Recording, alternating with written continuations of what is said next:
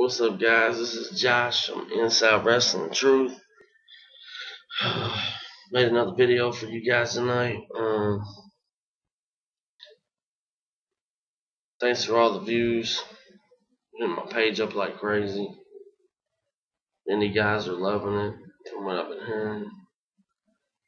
But we're going to something else tonight. As you know, Monday Night Raw has been having some really good shows lately. Some really good shows, and I never did this before, but tonight I'm going to do a Raw report. I won't be doing too many of these, but tonight's show was just really good, and I felt like I should touch up on it. And let's get into it. Okay, Raw started. Vickie Guerrero comes out and gets on top of a ladder. As you know, tonight they're going to evaluate her job or whatever. It's pretty funny shit, but she has some killer matches on. Opens up with some killer matches for tonight's show. And then it goes right into the opening match after they get Vickie off the ladder. Sheamus and Daniel Bryan. Awesome match. They go back and forth. I tell you what, Daniel Bryan is going to be a player in this business. He's awesome. I love watching him. I don't know if he's ready for the WWE belt yet. But, yeah, him and Sheamus have an awesome match. They go back and forth. Then Sheamus puts him in submission, cloverleaf. And Daniel Bryan reverses it into a small package, and he wins the match. 1 of 3 count. After the match, they shake hands. And all in all, probably the best match of the night. I like watching these two guys work together. You remember a couple years back, they had a World Heavyweight title match, but it was like fucking 10 seconds long. But it was really good to see these guys work, and hopefully we get to see them work again soon.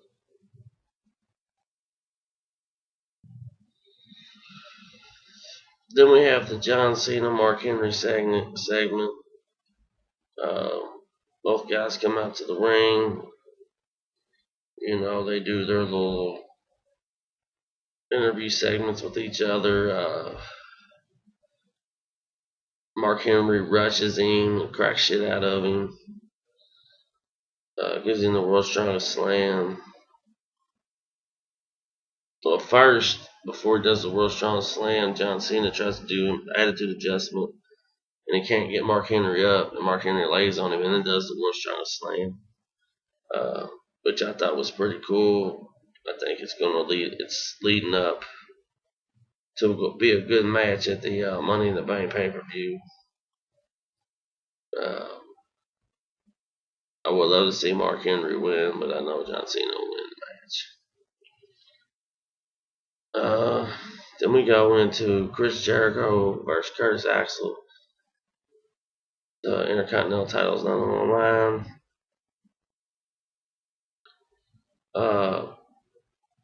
They have a really good match. The Miz comes out to do ringside commentary like he always does, because it's crap. They have a pretty good match. He gets distracted from the Miz on the outside of the ring. And then Axel gets back in the ring, and then Jericho hits him with a finisher, Code Breaker, and he wins the match. You know, I can't stand the Miz. I don't know why he keeps getting these big pushes and this and that. And it makes me sick, man, even seeing out there. But I guess he's got to wrestle somebody. Him and Curtis Axel got a match at Money in the Bank for the Intercontinental title. This was actually Curtis Axel's first loss under Paul Heyman. Once he come back with the Curtis Axel character. But him and Miz are going to fight for the Intercontinental belt, and of course, Curtis Axel will win at Money in the Bank.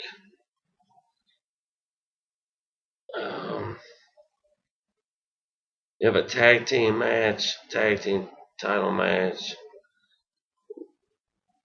Shield members,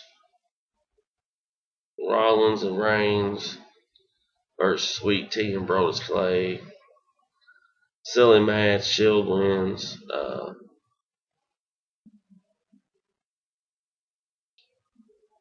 Brodus Clay and Sweet Tea, they're a tag team now, but they never really beat anybody. Two big men. But I guess the WWE is trying to make a run for the tag team division, which is cool to see. As y'all know, Rollins and Reigns are going to verse the Uso brothers at the Money in the Bank. Rollins and Reigns will win. They'll beat the Uso brothers, which I think will be the beginning of a great feud.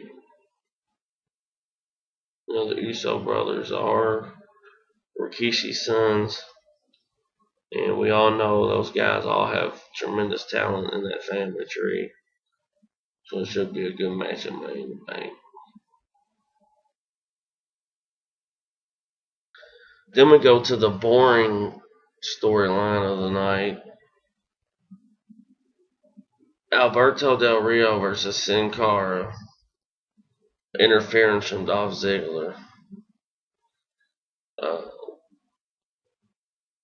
The cheerleader Ziggler comes out, interrupts him, tries to make a little act like he's introducing Alberto Del Rio. Comes down the ringside. This was a no contest match, I do believe. Him and Sin Cara start off having a good ass match.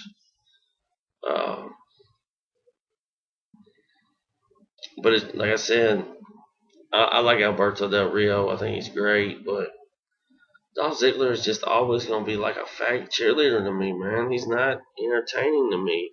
His finisher is horrible. The zigzag or whatever that is, that's just horrible. And he won't win back the world title at the Money in the Bank. Del Rio will hang on to it. Dolph Ziggler, another guy I feel in the company, gets way more credit than he deserves. Then we go into the evaluation for Vickie Guerrero, which is hilarious. You have Vince, Stephanie, and Triple H, all three come out. They sit down at the table. And nobody can come to an agreement because Triple H is the CEO or whatever, and Vince is the chairman. So Vince wants Vickie to stay, Stephanie and Triple H want her to go. So they do the WWE app to determine if she's fired or not, and of course, I think it was 75% said for her to be fired, so she got fired. She went apeshit, threw a fit on the floor, which was funny. Vince was kind of against this.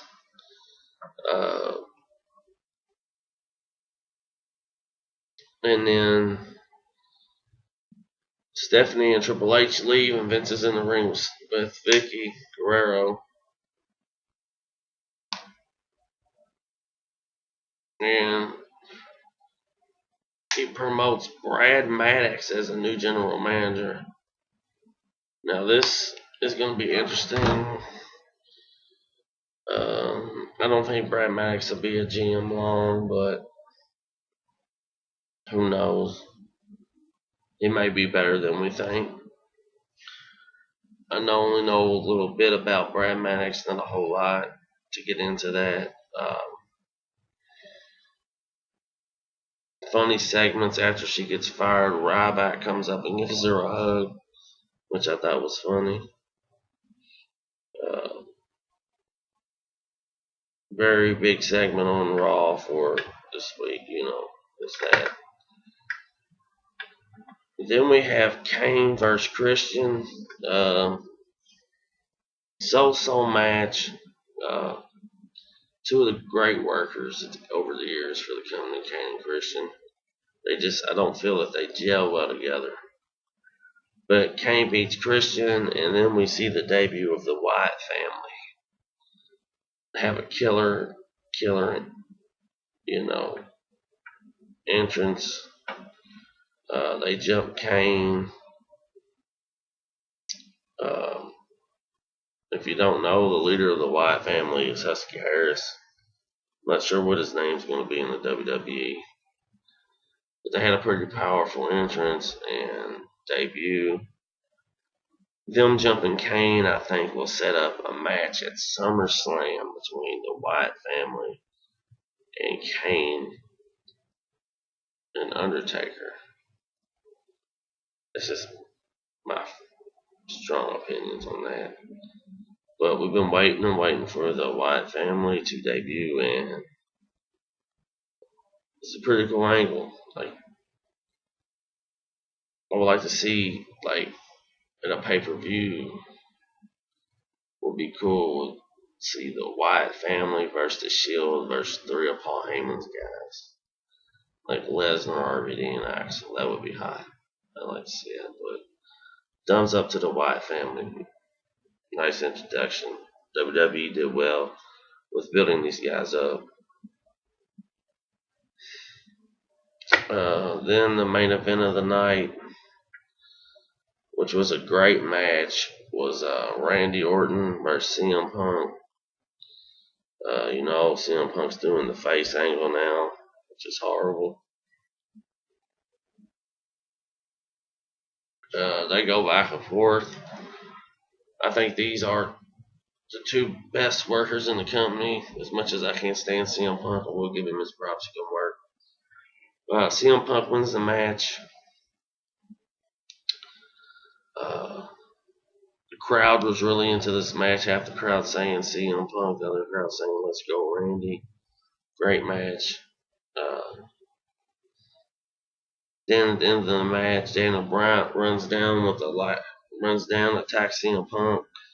Then he gets a ladder from underneath the ring and hits Orton with it. Then he stands the ladder up and goes up and gets the Money in the Bank briefcase. And that's how Raw goes off there.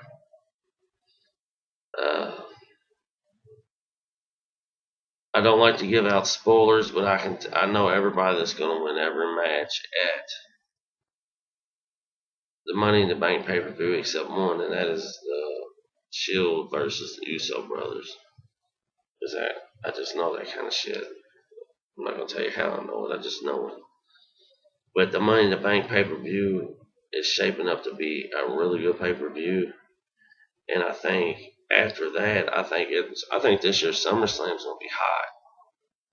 I think you're going to see some good shit from SummerSlam this year. It's shaping up to where things are going to happen and where it's going to be a good SummerSlam. Probably one of the best SummerSlams we've seen in quite a while. I mean, last year's SummerSlam wasn't bad, but I think this year's SummerSlam is going to be special. Like I said, this is the first time I've ever did a Raw report. I may start doing them like the Monday before a good pay-per-view if I like it.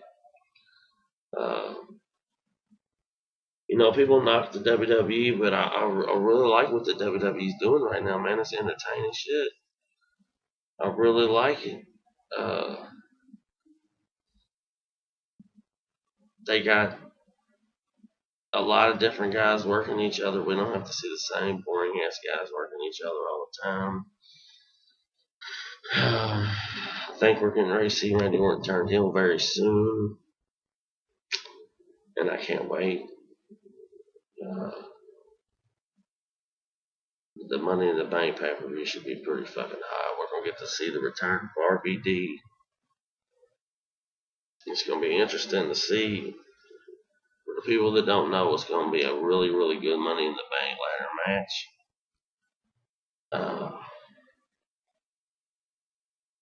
And I'm not going to give away title change, but there will be a big title change at this pay-per-view. Trust what I'm telling you. Trust what I'm telling you. I don't know how many of you guys get into music, the rap music scene, but my buddy Bronson is an up-and-coming aspiring rapper. Go check his shit out on the BZ Network. It's B and then Z and then Network. He's got some fire hot music. Got some gangster music mixed in with a little soul, a little bit of everything from the heart. Uh, Definitely go check that out. I know that's non-wrestling. And I've been talking to a lot of indie guys, and I think my YouTube page is really ready to blow up because I got a lot of projects in the works. A lot. Um, I know you've been hearing the rumors of Sting coming to the WWE, but you won't know that till January when his contract's up. For all you dumb fucks out there that don't know, uh, but yeah, that's my Raw report. Like I said, I'm going to try to do more Raw reports, like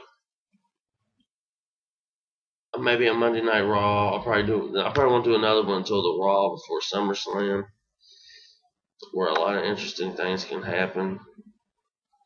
Uh, but yeah, man, just keep checking out my videos, checking out my shows. I haven't got any more retarded messages from dumbasses that I had to put on the other night.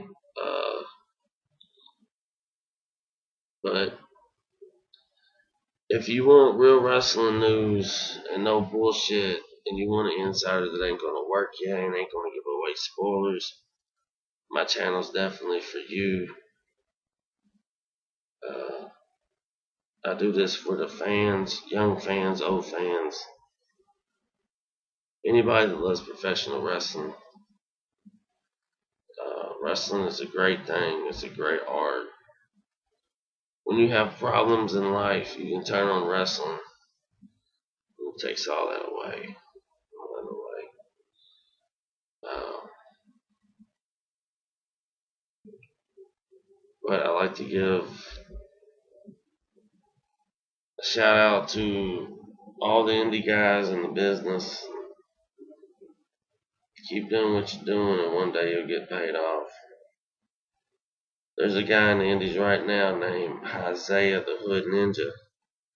He's got WWE written all over him, but ain't nobody looking at him. I don't understand why. Uh, but yeah, that's it. This is Josh for Inside Wrestling Truth, and get your money and pay your bills. Peace.